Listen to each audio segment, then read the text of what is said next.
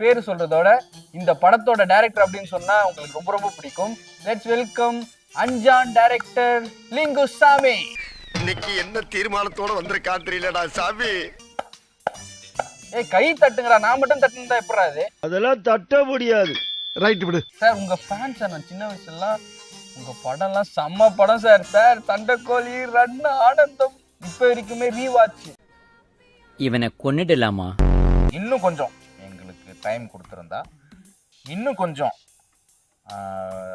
பணம் கொடுத்துருந்தா, இன்னும் கொஞ்சம் எஃபர்ட் போட்டிருந்தா, மேபி இதுல ஒண்ணு விட்டுட்டீங்களே, என்ன இன்னும் கொஞ்சம் மூளை இருந்திருந்தா இந்த படத்தை நீ எடுக்காமலே இருந்திருக்கலாம் அப்படின்னு நான் சொல்ல ஃபேன் சொல்றேன். நான் ஏன் சார் சொல்ல போறேன்? சரி வாங்க. அதுல ஓகே ஓகே பரவாயில்ல. எப்படியா இருந்தாலும் அதாவது சோசியல் மீடியா இல்லாத காலத்திலேயே வந்து அந்த படத்தை வந்து அடிச்சு ஓட விட்டாங்க. இவனும் ஈக்குவலா மைண்டம் பண்றானே. சரி ஓப்பனா சொல்லாதீங்க. Sorry sorry sir. இப்போ வந்து ரீ எடிட்டட் வெர்ஷன் விட்டுருக்கேன்.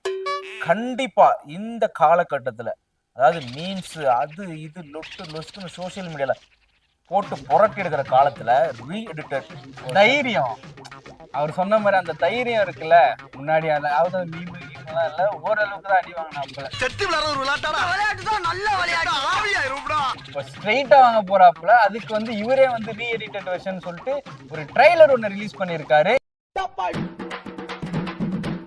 இல்ல அந்த ட்ரைலர் நான் பார்த்தனே. ரீ எடிட்டட் வெர்ஷன் அப்படின்றதால என்ன போச்சுன்னா, அந்த 3ஆம் நம்பர் பீஸ் எடுத்து ஒரு 2ஆம் நம்பர் வச்சுக்கோ, 2ஆம் நம்பர் பீஸ் எடுத்து 1ஆம் நம்பர் வச்சுக்கோன்ற மாதிரி ட்ரைலர் என்ன பண்ணிருக்காங்கன்னா, பழைய ட்ரைலர் போய் பாத்தீங்கன்னா என்ன ஆகும், ஃபர்ஸ்ட் மாசா ஸ்டார்ட் ஆகும், அப்புறம் லவ் சீனா முடியும். இதுல என்ன பண்ணிட்டாங்க, ஃபர்ஸ்ட் லவ் சீனா ஸ்டார்ட் ஆகும், அதுக்கப்புறம் மாசா முடியும். So this is called re-edited version.